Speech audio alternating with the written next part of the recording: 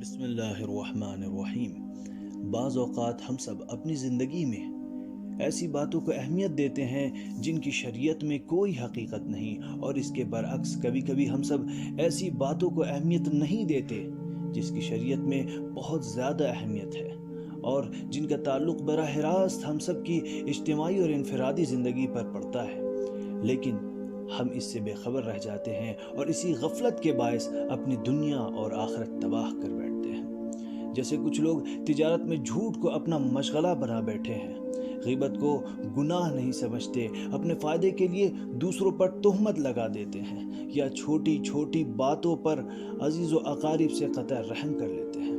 غرور کے باعث دوسروں سے معذرت خواہی نہ کر کے احکام الہی کو تکبر کے شعلوں میں جھونک دیتے ہیں، اس بات سے غافل ہو کر کہ یہ سب کے سب گناہان کبیرہ ہیں۔ گناہان کبیرہ ایسے گناہ کو کہتے ہیں جس کے انجام دینے والوں کے لیے قرآن اور روایت میں آتش جہنم کا وعدہ کیا گیا ہے۔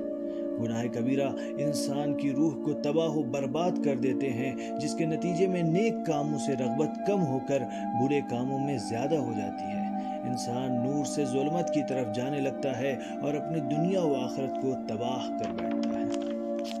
فقہ نے گناہان کبیرہ کے مقابل میں گناہان صغیرہ کو ذکر کیا ہے۔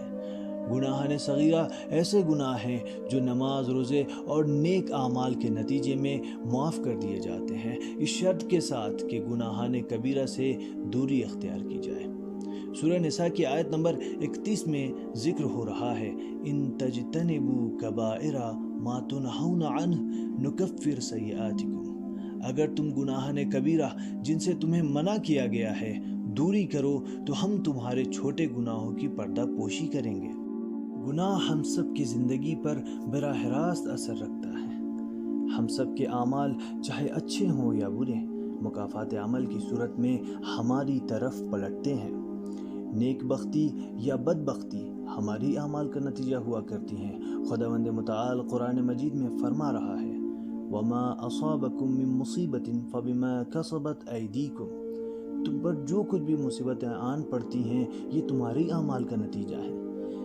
جب انسان پر آنے والی مصیبتیں خود انسان کے اعمال کا ہی نتیجہ ہیں تو ہم سب پر لازم ہے کہ ان گناہوں کے بارے میں جانیں جو ہماری دنیا اور آخرت میں مصیبت کا باعث ہیں یا پھر ہماری دنیا اور آخرت کو تباہ کر سکتے ہیں۔